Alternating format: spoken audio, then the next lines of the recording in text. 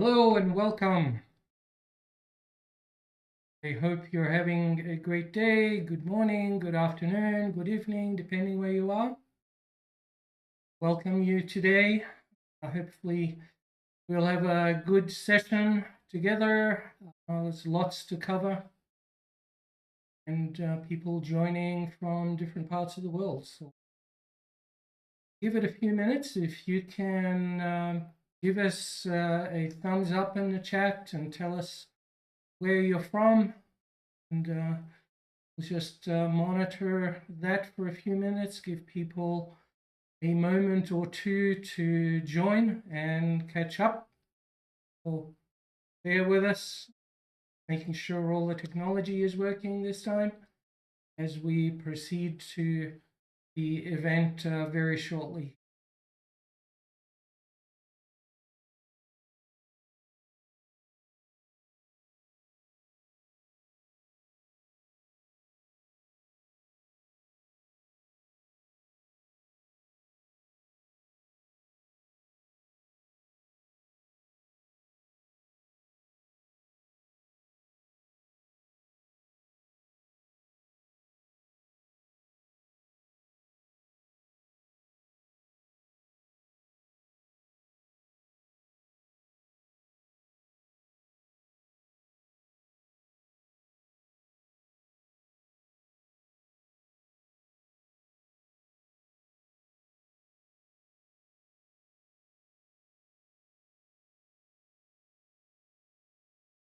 All right, we're just monitoring the chat, making sure everyone can join.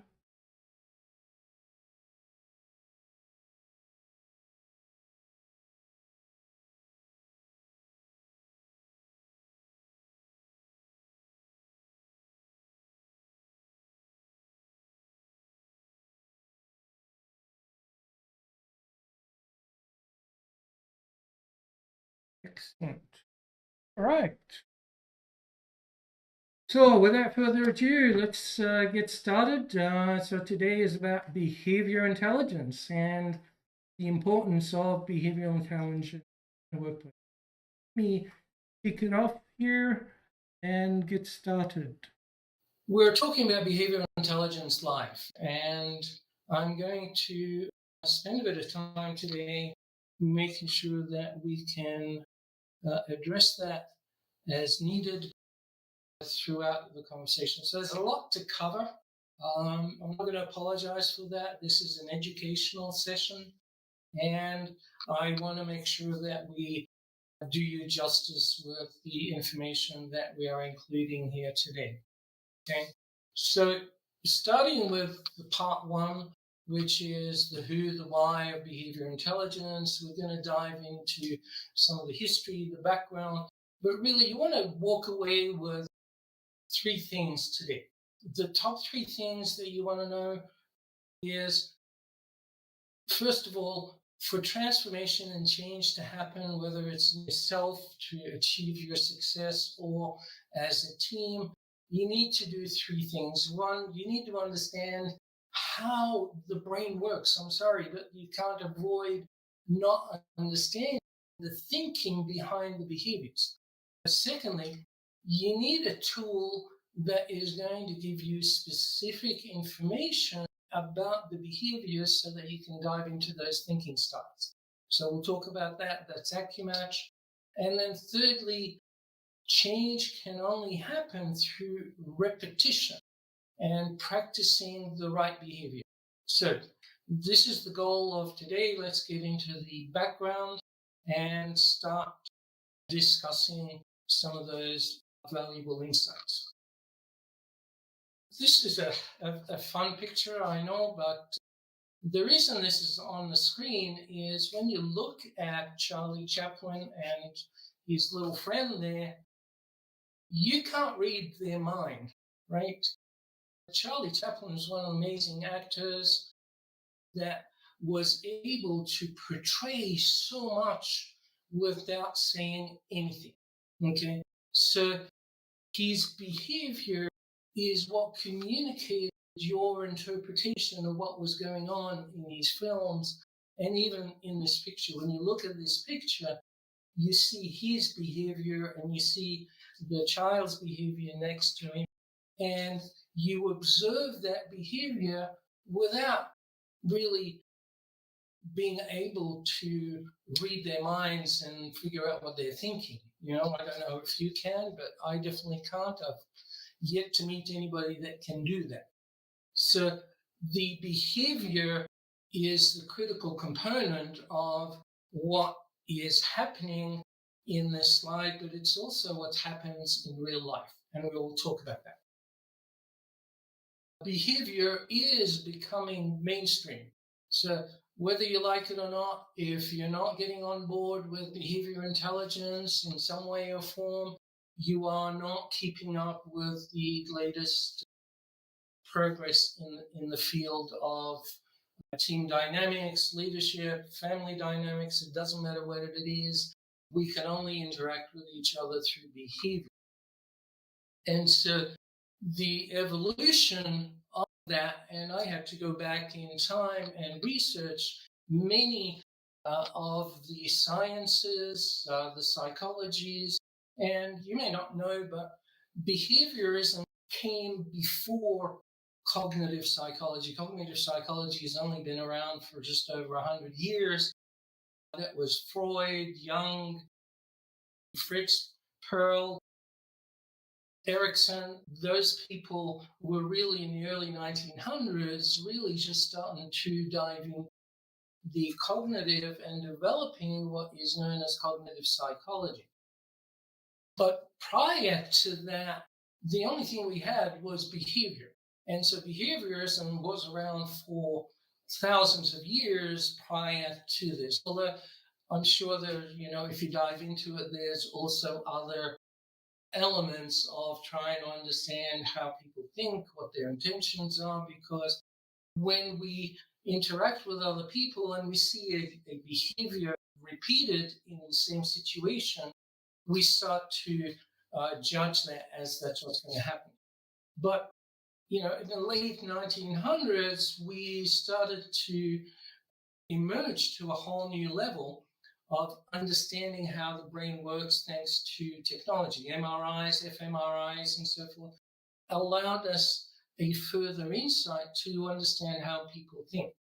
And when I started this journey in the 2007, 2009 timeframe, we really didn't have a behavior assessment tool that allowed us to work at the behavioral level. And today, universities have shifted from just cognitive psychology to cognitive behavior psychology, maybe therapy, and a whole bunch of different programs that are coming out that recognize that it's both, right? And that's really what I want to emphasize today. We need to consider the thinking and the behavior, not just the behavior by itself, but both. We need to dive into how the behavior came to be. So this process, and my clicker should be working, is important for many parts of life, okay? And we tend to focus mostly on the workplace. We want to help people through the workplace environment because we can reach a lot more people very quickly that way and impact them with their lives in their business, their colleagues, and so forth in achieving better results for themselves through the behaviors. So if you like, the only way you and I can interact, in fact, we're doing it right now, right? You are observing my behavior. I can't see you, but you're predicting and projecting a whole bunch of different things that are going through your mind as you judge and interpret my behavior through your filters of and biases of how a person should be or what this person's about, etc. So just keep in mind that when you are judging, it's your amygdala that's involved in that, and your frontal lobe, which is involved in listening and taking in information, gets shut down. Okay? So pay attention to that. Be open to listening and paying attention without judging to a certain extent. We're all human, so we do it. But it's important to keep that in mind as you attend any event or any situation. Be sure to check your own biases at the door, if you like. Now, why is this important today? Why is it becoming mainstream around the world? And the reason being is today we have a virtual environment. The pandemic just accelerated it. We've been talking about it for decades, that this is going to happen. And the pandemic accelerated the virtual engagement environment. And so you have people all over the world, and if you don't start accessing tools that give you insights in how other people respond to you and how you interact with other people, then we're not really going to be as effective as we could be in the new world that we are in today. I often get asked the question, well, how does this relate to emotional intelligence? Well, emotional intelligence gets you so far.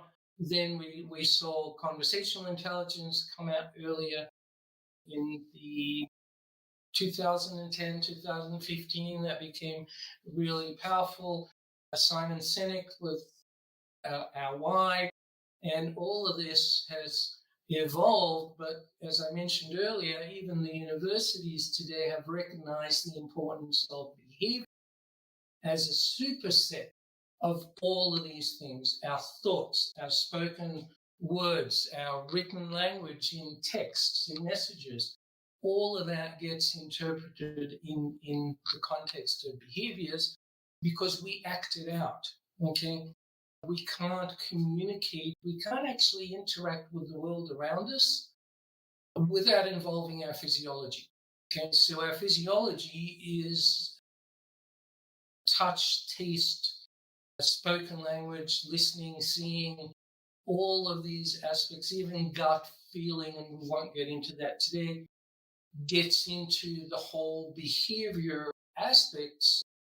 We need to not only observe our dynamics, but we need to observe the behavior and understand the thinking behind that, not just the why, but the programming.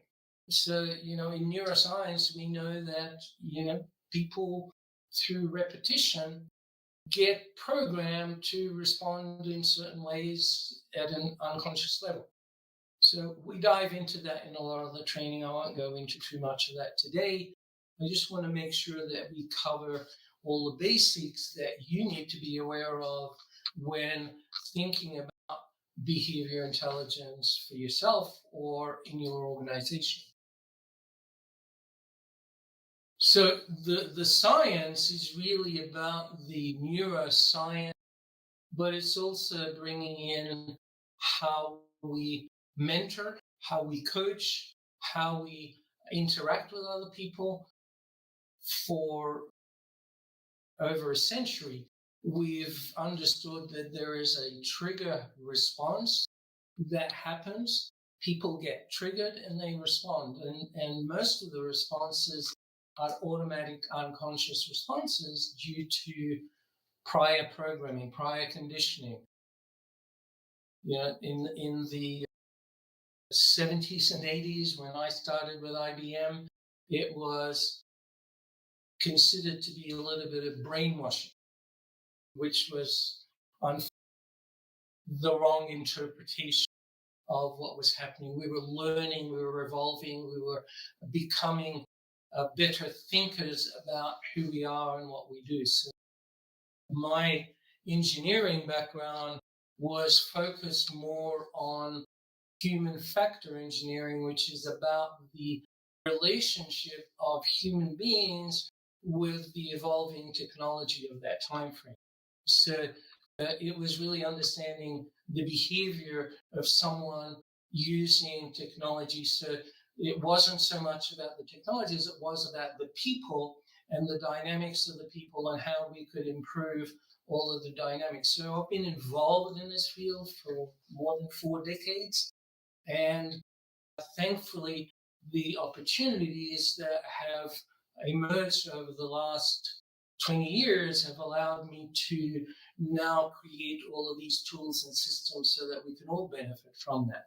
And it wasn't possible before. We will talk about AccuMatch in a moment, but I just want to really help get the basis of this moving forward. So, a quick question for you. You can type it in the chat.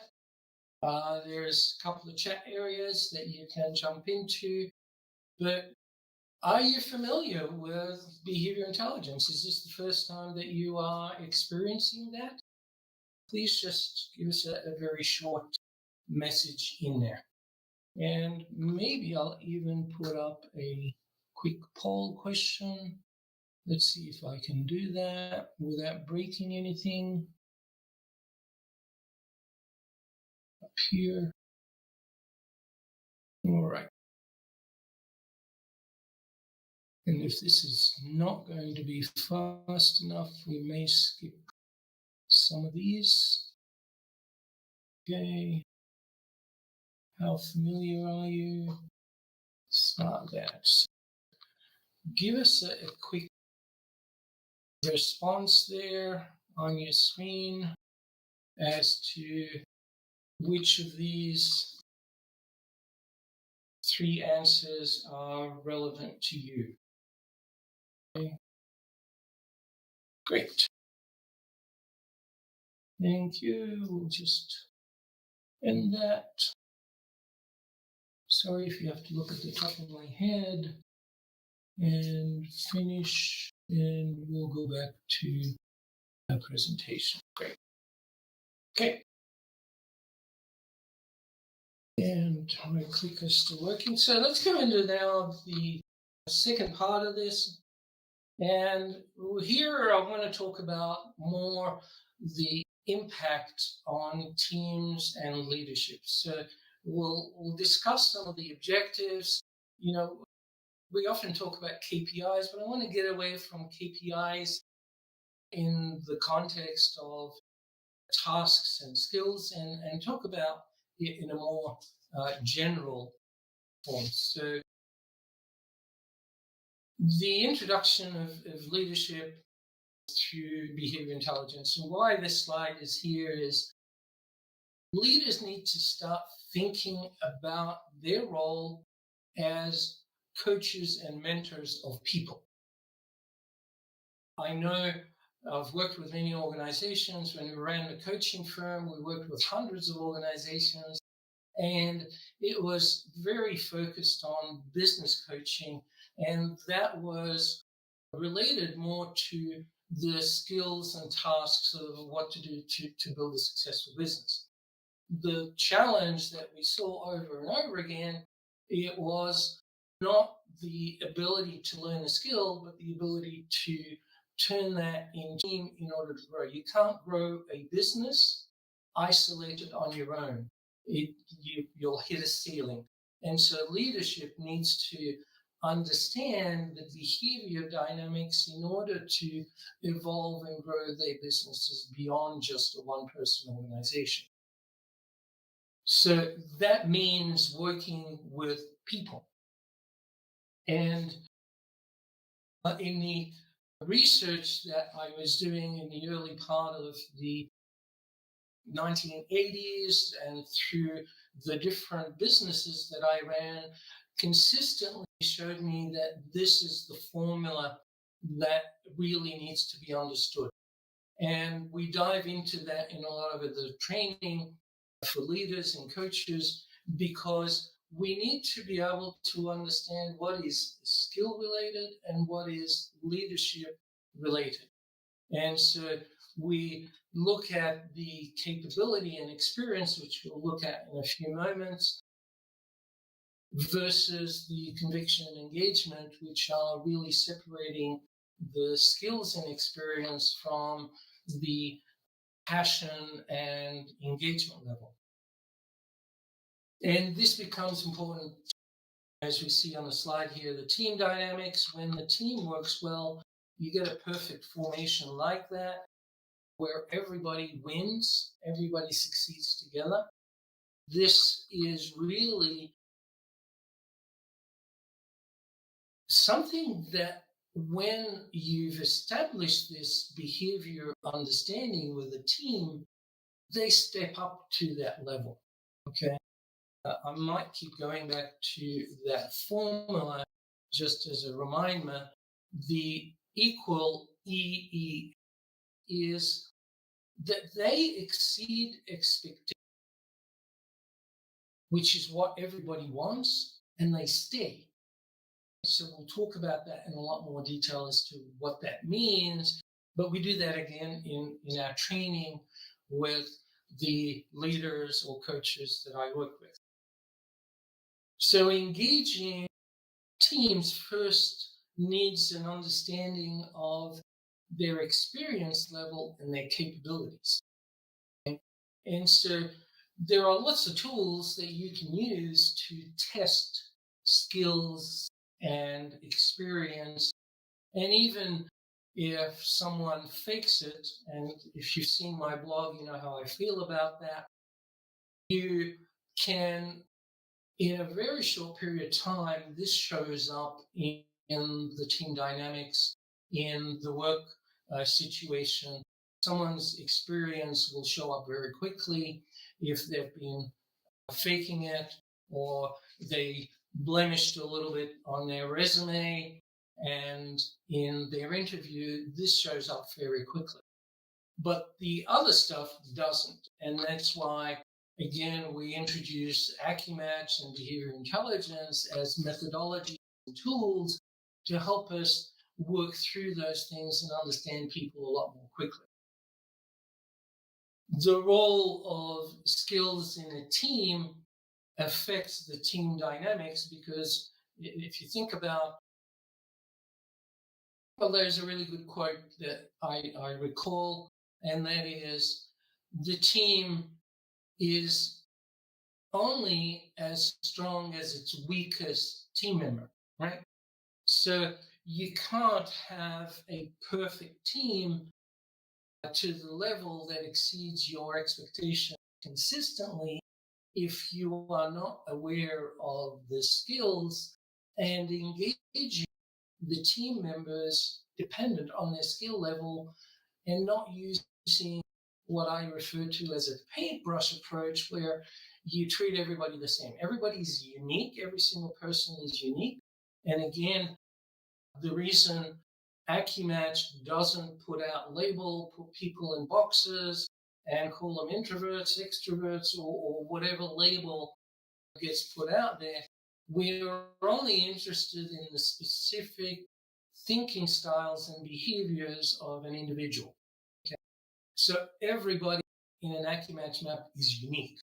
There's, regardless of the almost 8 billion people on the planet, I guarantee you we will never run out of variations of behaviors and thinking styles that show up on the map. So engaging the team according to their skill level is important. Then aligning the team becomes a lot easier when you understand the behavior and the thinking of the team, and you're working with the team, and you can align that a lot more quickly to the goals of the organizations. And looking at the gaps within the organization, whether they are skills gaps or behavioral understanding gaps, interaction, trigger response, all of that. In neuro-linguistic programming, there was a presupposition that was put out there that communication is the response you get.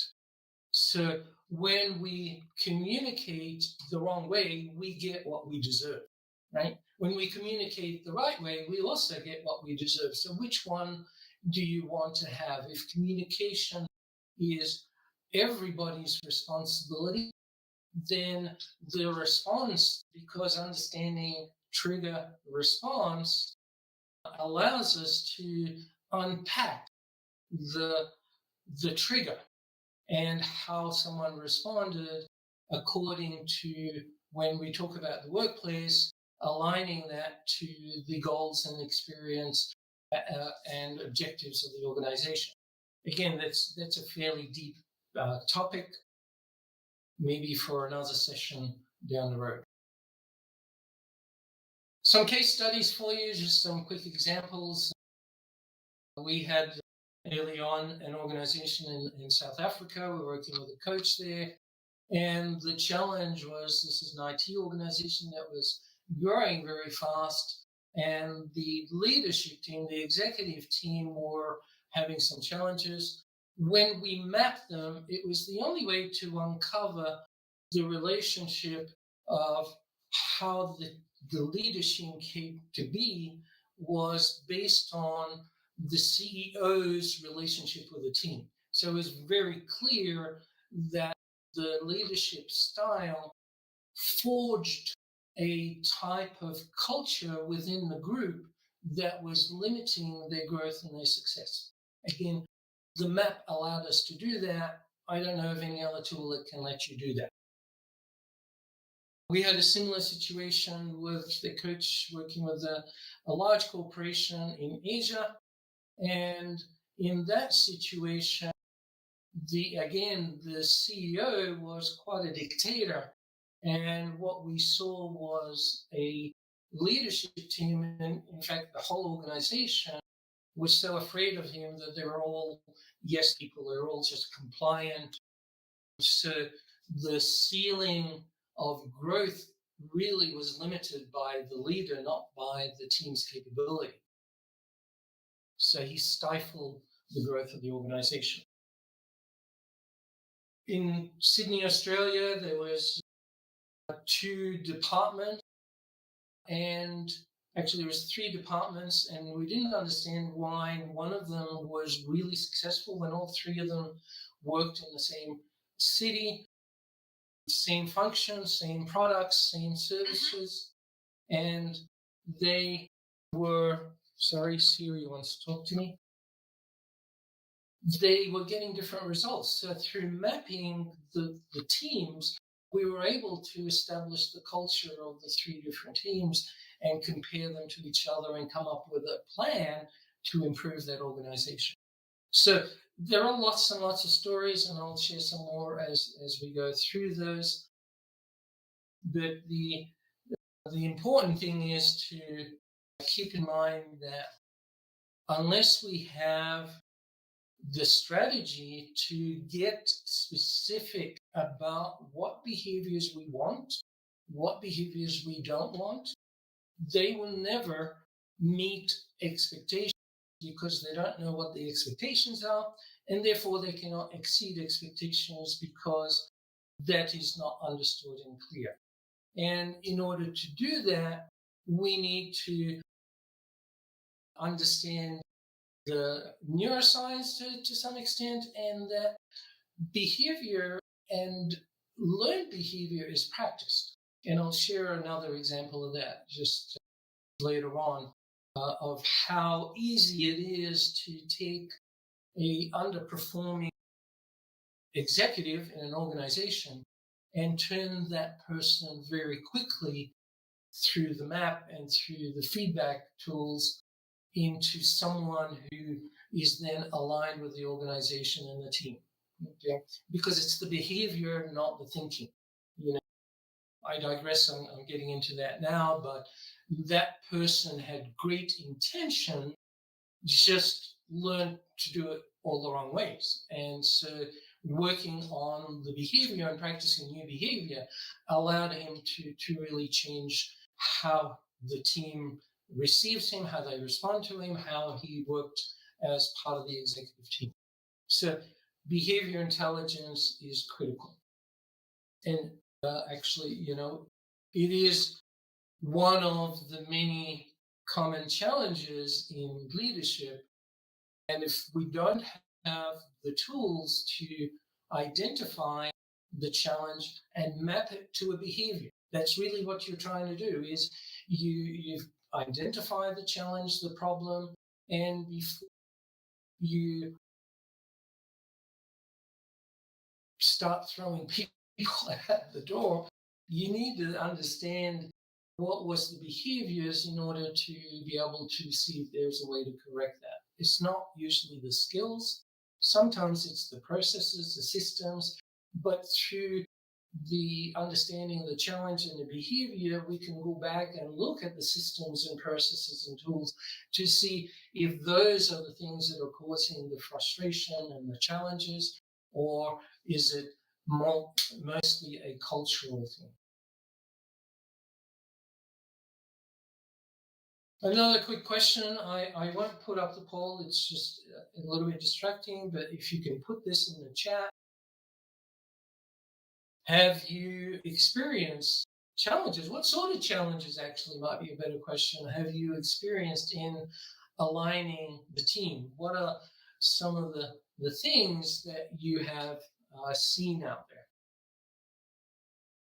there? And I'll just give it a moment for you all to be able to do that while I just see if there's anything that needs to be addressed. Hopefully it's all working well. All right. We shall continue.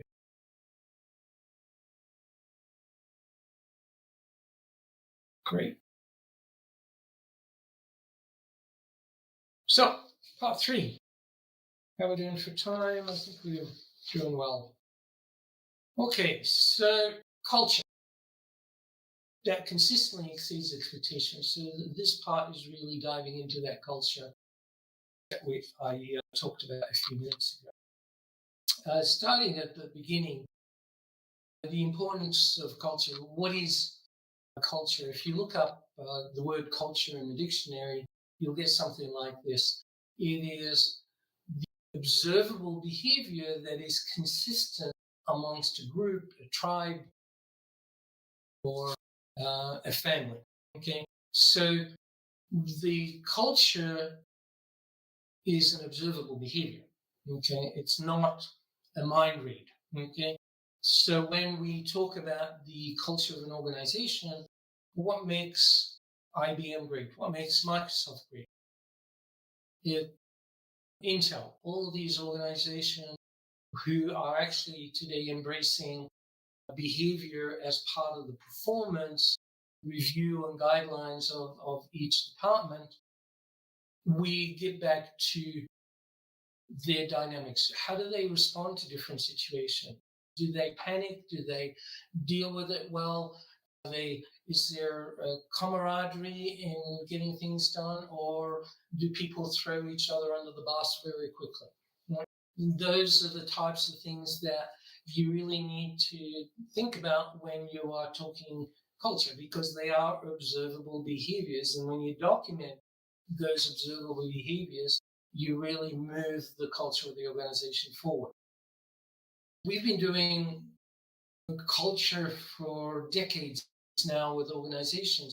Unfortunately, it's often ended up as a set of bullet points that are in the foyer when you enter a building or when you arrive at somebody's office, but they're rarely the lived culture within the organization that's practiced behind those walls. So walking the talk is really important when we think about culture, but it's also knowing what culture do you want to have in your organization. Okay, so the characteristics of high performance culture, and I chose this image deliberately for this because there are outliers and there are core providers within any organizations. Think of the customer service team as your core in a business that provides service like that. And the outliers might be marketers, managers, all kinds of people, but it's the whole culture that needs to be thought about, not just the core group. Okay.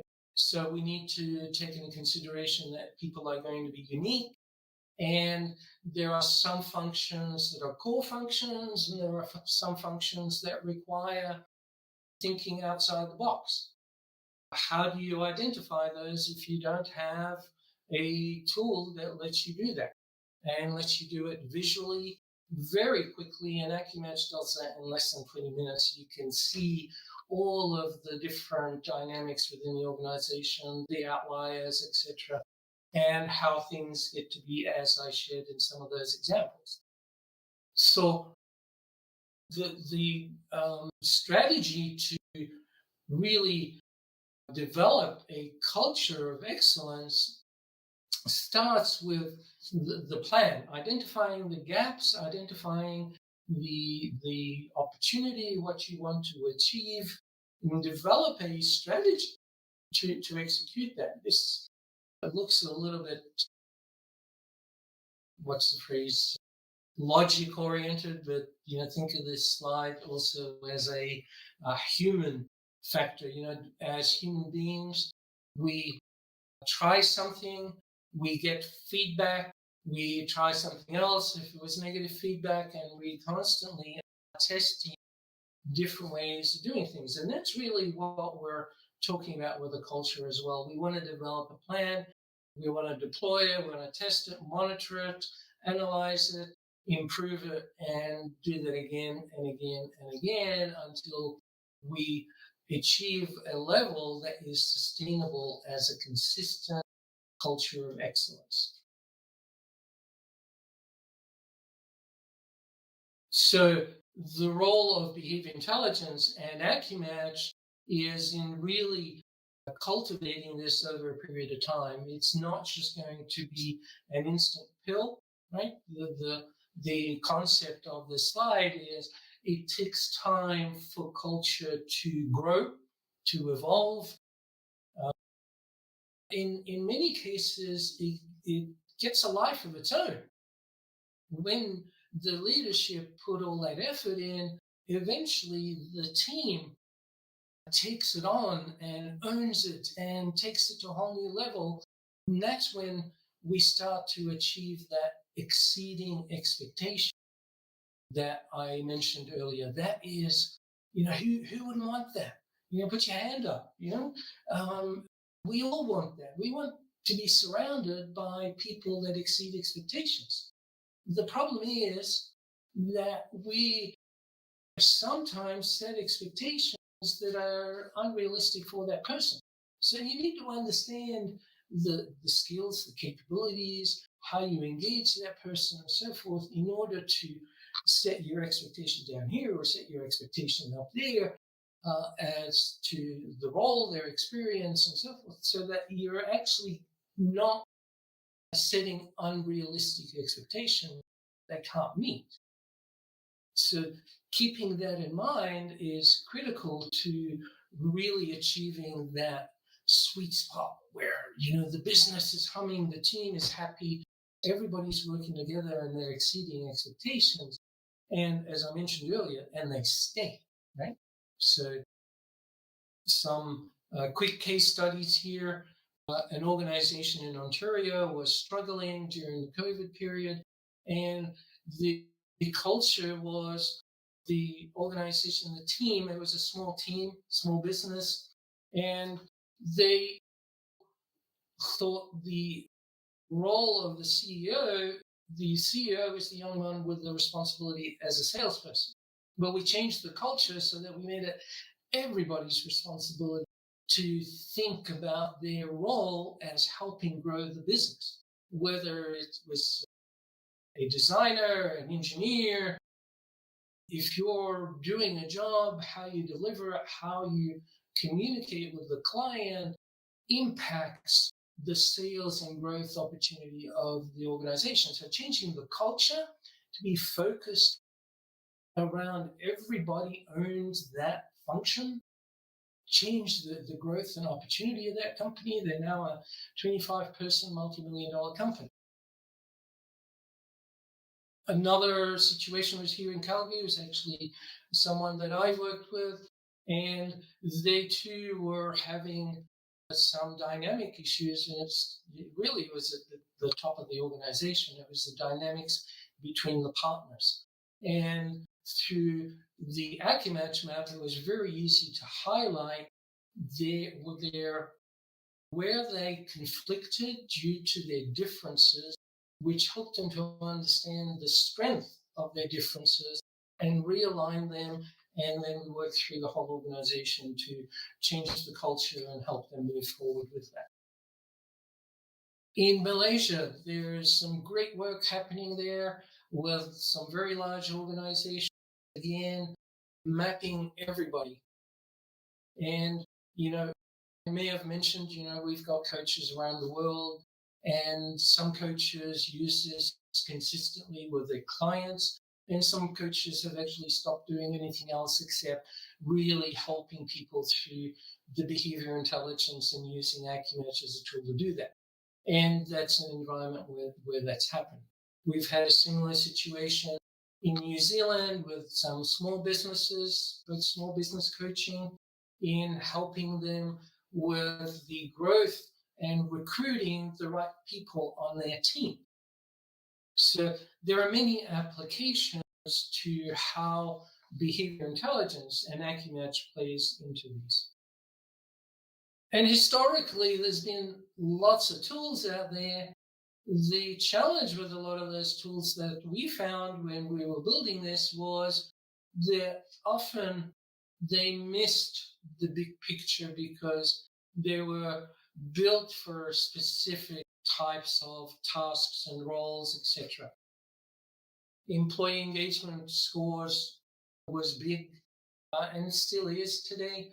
So they measure employee engagement based on feedback surveys, but we don't really provide the tools to transform an organization. And so behavior intelligence is about the transformation process. Yes, you can add in all of those tools if you like, or use the tools that I'm going to present. But the idea is, maybe let me pause for a minute and just mention one thing. I've been around long enough to have seen TQM in the 80s, total quality management. The introduction of ISO 9000, I was there when that was first released. Six Sigma, black belts, yellow belts, all of that. Lean, Scrum, all of these different methodologies. And what disappoints me sometimes is they throw away everything that was there before and they say, oh, you should do it this way. And that's the biggest mistake. We don't throw away anything, right? We need to understand the benefits of each one and build the right strategy, the right tools for moving towards our objective and our goals. Now, when addressing cultures and the challenges within cultures, we see different techniques that are really part of the trigger response that happens in leadership. And leaders get really frustrated. Some of them don't even want to deal with it, so they would rather spend time working on their tasks rather than working with the people because it's too hard. Some of them hit them head on without really trying to understand and uncover and work with the team. I said earlier on, the role of leadership is no different to coaching. You are more a mentor in an organization as opposed to an external coach that may not be an expert in the functions that need to be done, but you need to do both. The 3 warnings principle that I grew up with, you get 3 warnings and then you're out, right? They're just not dealing with the situation and not helping people to evolve and improve. And we want to help people evolve and improve. This is something that hopefully is going to continue to grow throughout the world with that. Celebrating successes is very important. And how do you do it? And I put the slide up not to suggest ways to do that, but to caution you about some of these, because we've seen their failures in huge ways. The last one, the Employee of the Month, we worked with an organization that had some employees that were constantly the Employees of the Month.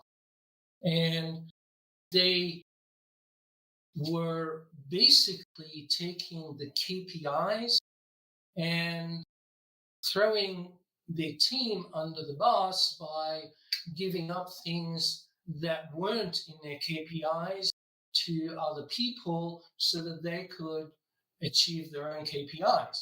Well, the others couldn't achieve their KPIs because they were dealing with all this other stuff that was not part of their responsibility. But because the KPIs were set so strictly, the Employee of the Month, they looked great, but everybody hated them, right? Look carefully at how you deliver gratitude, that it's not just being given away easily.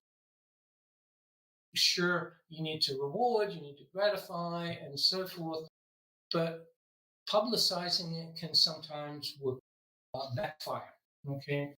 And we need to be careful of the measurements associated with this. Again, that is part of the culture that you are trying to build. And, I talked about culture, but, just going back, we've talked about leadership, we've talked about behavior in your own self-awareness, self-development, and we'll dive more into that as we progress. So another question for you: how well does your team meet or exceed expectations? Do you have a team that does that? All right, we'll just give it a minute for everyone to have a look at that and share their thoughts in the chat. I will be asking our moderator later on to share some of your thinking. Okay, just a quick.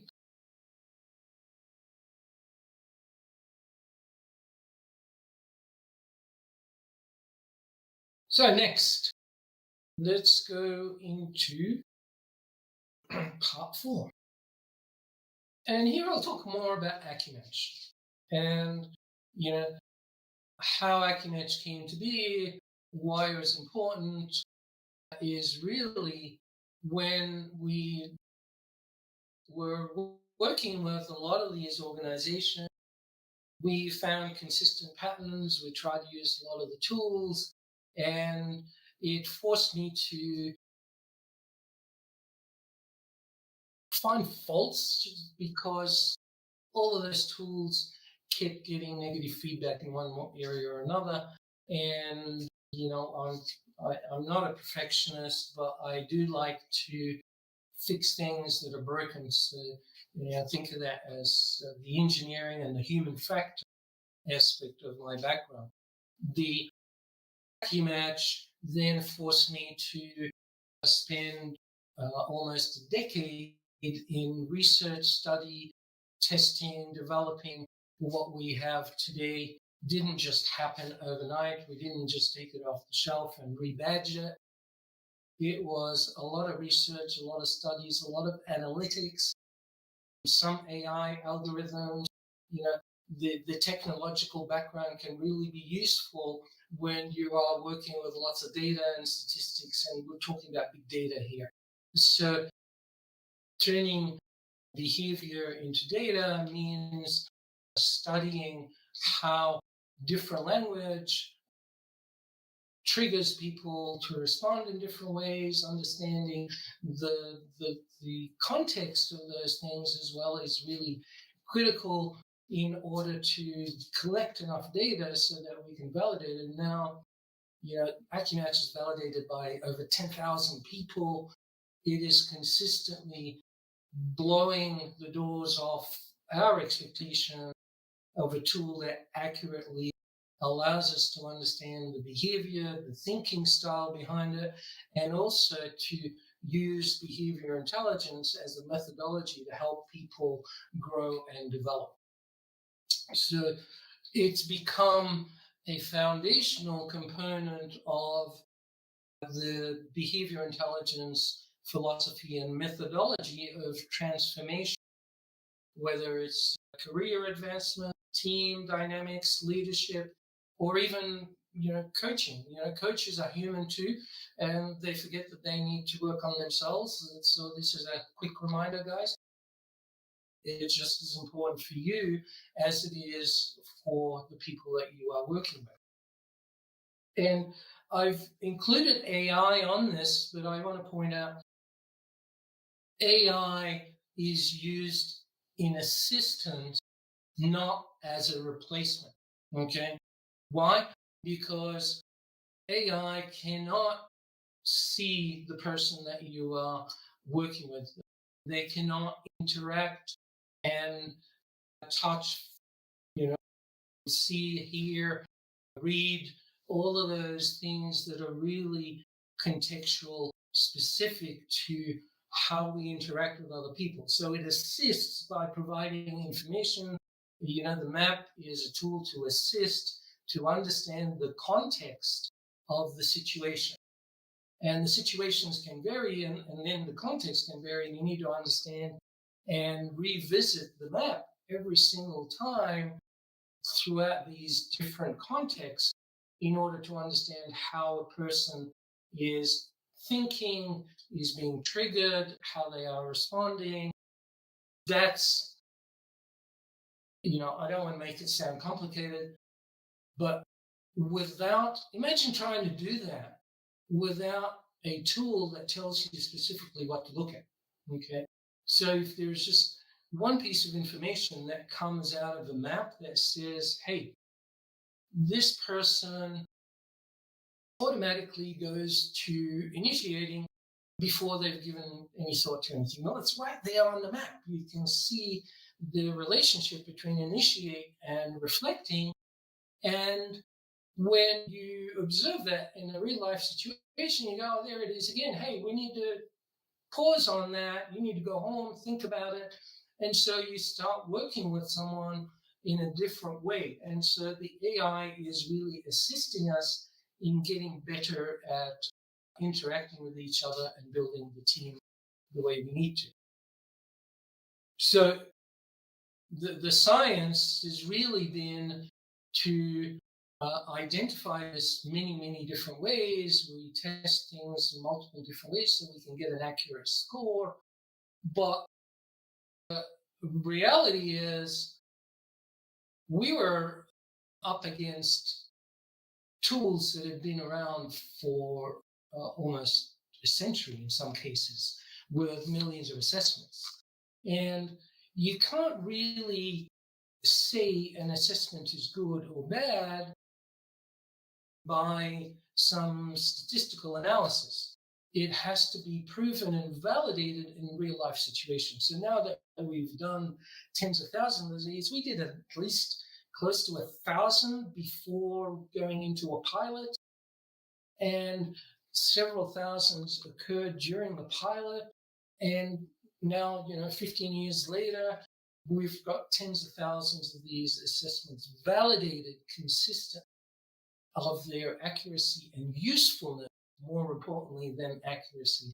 It's ability to be useful for self-development, transformation, all of those buzzwords that you hear out there, whether you want to pivot or grow or transform, change, do more stuff you like, all of that, life balance, etc.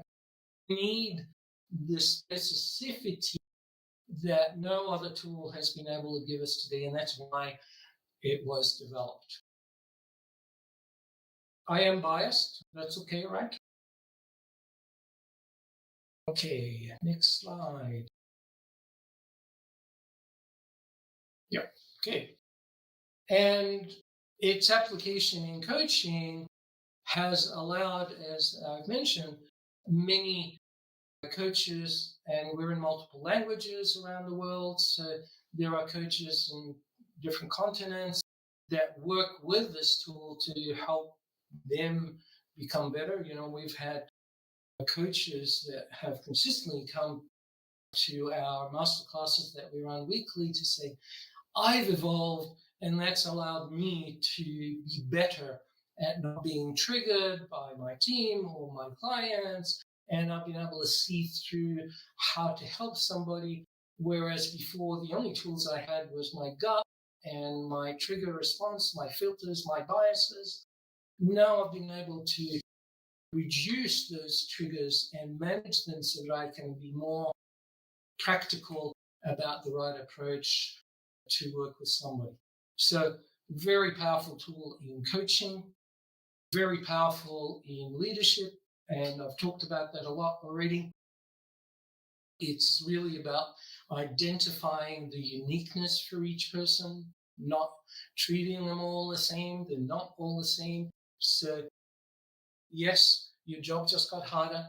You can't just hide in your office and work on the stats and the KPIs and things like that. You're going to need to work with the people because each person is unique, and we can't just put them all into cubicles and chicken coops, if you like, the way we used to call them, and forget about them and just judge them on the KPIs. You'll be having a very high turnover of staff if you do that, and good luck. But if you want people to exceed your expectations and stay, this is the stuff you need to learn. So how do you get to learn that? And we need to talk about that. So the personal transformation or organizational transformation is really about the linking between the understanding of the behaviors with the tasks and the KPIs, and figuring out that every single task, every single KPI needs a person to be involved with that activity, or if it needs a person to be involved in that activity, must have an understanding of how that person acts and thinks and behaves, right? Okay. Otherwise, they'll either do it poorly, or they won't do it at all, or they do it wrongly. Something is going to go wrong. So understand that a person does a task means you need to understand people. And the merger of those two is really what's critical in developing a highly successful organization. I will try and put up a map just to show you guys. But here's a case study that was done before and after. The challenge on this one was on the left-hand side, high level of control that was in place by this leader, working with them, helping them understand to work with the team rather than controlling them, allow them to shift the organization and the dynamics within that organization very quickly. And it's visual, so you can see it straight away. You can see the before and after. And so really what I've been trying to emphasize here is this is the missing piece of the puzzle. Okay, we've seen, as I mentioned, TQM, Lean, Six Sigma, Scrum, all of these methodologies, but now we're bringing in behavior intelligence as that piece of the puzzle that needs to be added in many organizations in order to overcome individual challenges or team challenges. The path to that is first identifying the specific behavior, this thinking behind them, and to practice a new behavior. And the reason that's important is with neuroscience language, we myelinate new neural pathways when we practice something enough times. You practice it enough times, your brain starts to believe in your ability. It starts to automatically use that new skill rather than the old one. It starts to embrace and love something that you may have hated previously. So the behavior practice sometimes comes before the shifting of the beliefs in oneself. So that's a very important lesson to keep in mind. As we continue to evolve AccuMatch, there's a lot more tools being added for recruiting, for benchmarks, for different levels within the organization. There is lots happening with the assisted AI component to also give you additional information from natural language, from discussion. You know, the stuff that you're seeing on Grammarly and things like that will start to play in day-to-day language to give you more insights. And there is a lot going on, so your support is important to us. How do we continue? Before we do that, I hope you're starting to consider AccuMatch as your foundation to behavior intelligence. We never do behavior intelligence just on its own without providing AccuMatch as the tool to highlight the critical specific behaviors that you need. In the interest of time, I might just let you put that in the chat, and we will start looking at the last part of this, and that is how do you now introduce AccuMatch and behavior intelligence into your organization. So the importance of it, I think, is clear now, but it's education. Okay, whether you do it with us or with anyone else. And actually, I did a search this morning just to check how many organizations you can go to that will train you on this stuff. And bar going and doing a university degree, which has a lot of stuff that you don't need, the accelerated program that we have seemed to be the only one that does it the way that I'm describing today. So understanding the dynamics quickly, using a tool like AccuMatch to get to the specifics very quickly. So the introduction of that, whether you have done DISC or Hogan or Myers-Briggs or any of those tools out there before, if you're ready to move to the next step, then using our strategy, our methodology to assess what the gap is, where you are today, where you want to get to, in order to identify the behavior intelligence strategy for your organization. It's a 6-step process. It's a proven methodology. We've been doing this for years. It works. I've trained lots of coaches in the programs. And we're opening this up also to leaders, because coaches will get better results with leaders when the leaders know what the coach is trying to teach them. So this is bringing it all a full circle. We also recognize that there's going to be internal champions. That could be in the organization, it could be the HR person, or it could be an internal coach. But you always need the external perspective to maintain clarity, so that you don't end up with the internal politics of the organization stifling the opportunity for objectivity. Okay, so we need to remove the subjectivity from the internal by bringing external coaches into those realms. So that's an important part of that process. So hopefully, we're giving you a lot of information today. And as I get to my next slide, there we go. All right. So the tools that we provide as well include weekly masterclasses. There are community boards, certifications, and library of videos and training that is constantly being provided to anyone who wants to be part of this movement. As I said, this is becoming mainstream and it's going to affect all of us. When do you want to get on board? Okay, it's time to do that. So we offer training, certification, and ongoing education.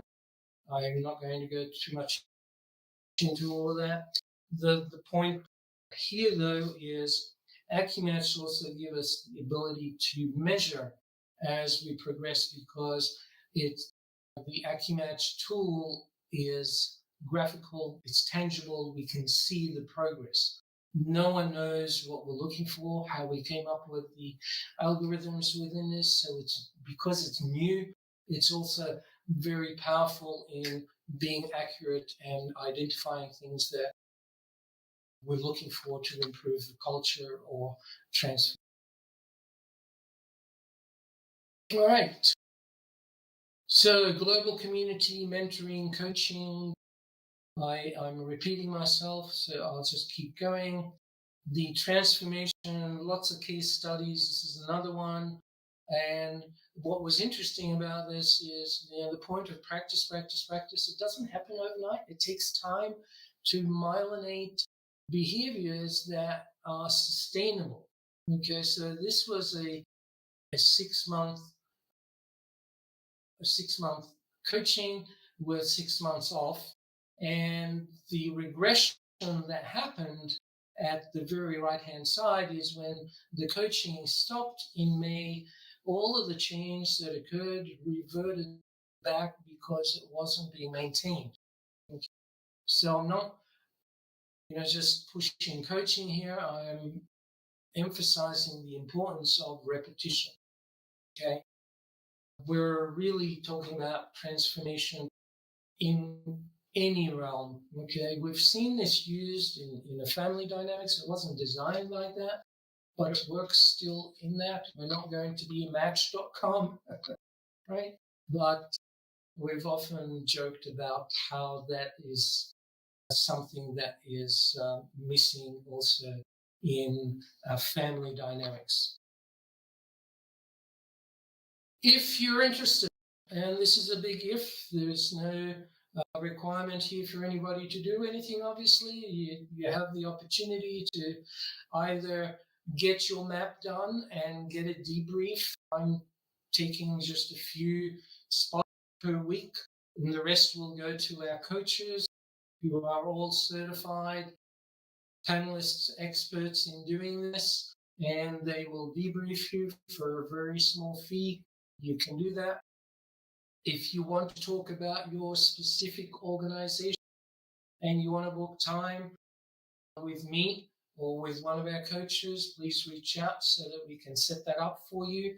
There'll be a page on the next screen that I'll share with you to allow you to do that.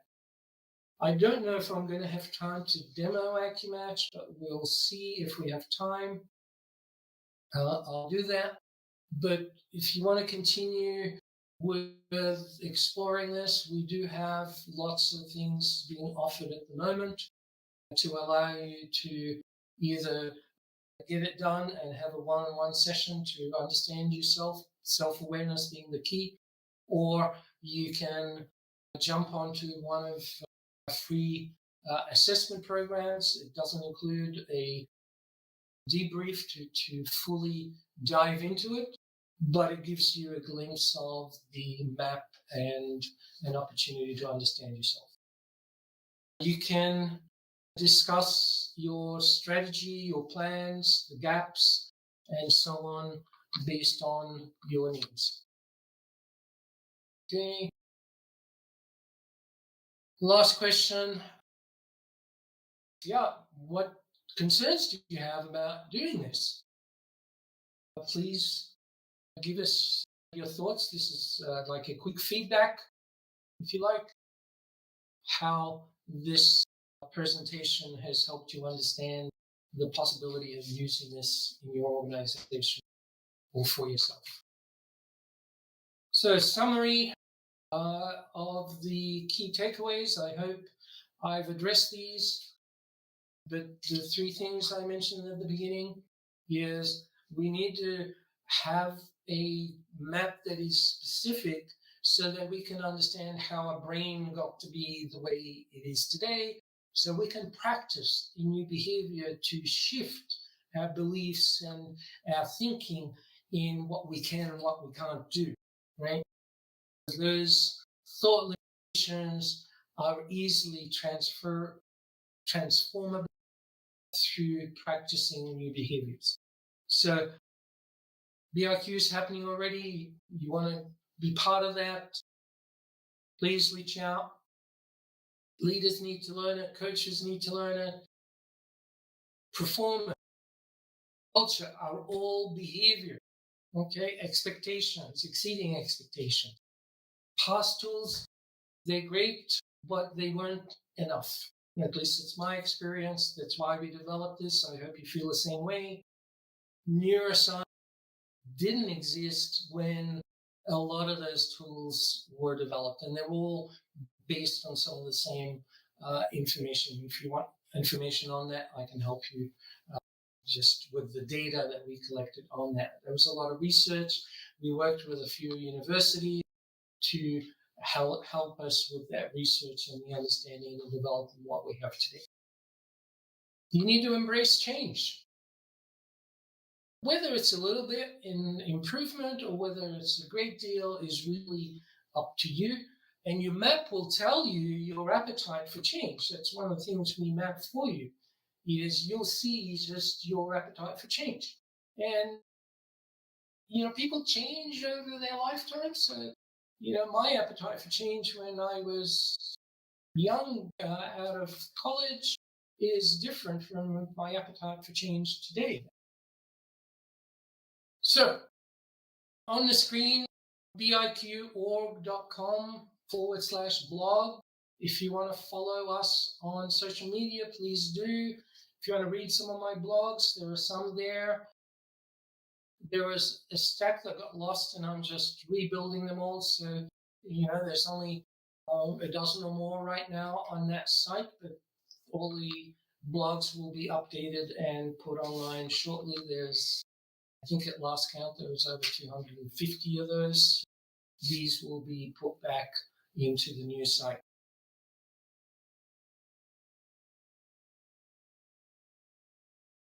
So, what were your biggest takeaways from all of that? Please, if you have any questions, please put them in the chat there, and we'll try and answer some of those. Otherwise, I'll put a link up on the screen. I'll also put it in the chat. If you want to take some form of action to implement this, you can go to this link and either book a consultation, book a meeting, or if you want to dive in and actually implement AccuMatch for yourself and integrate it into your business, your leadership, your coaching, whatever it happens to be. I'm only doing 4 sessions, 4 consultations a week. So if you want to do that, be sure to jump in and book one of those. If you feel you want to just, if you feel you just want to test out AccuMatch as a report on your own, it will lack information. It is meant to be a consultative assessment. So, but you're welcome to get a free assessment by going to our website, BIQorg.com. And again, to book a consultation or to actually get a coaching session with me, If my calendar gets pulled up, we do have some experts around the world that can work with you and actually take on additional sessions with other coaches. So good luck. I hope you enjoyed this session. By the way, next month we are doing August 21st. Lots of great, exciting additional information. We're looking at behavior intelligence in conjunction with the marketing tools, the sales tools, the coaching platform, the leadership platform, so that you can look also at ways to accelerate your leadership or coaching with those tools. But it's all about behavior. Don't forget, your behavior is what matters. Luck. See you then.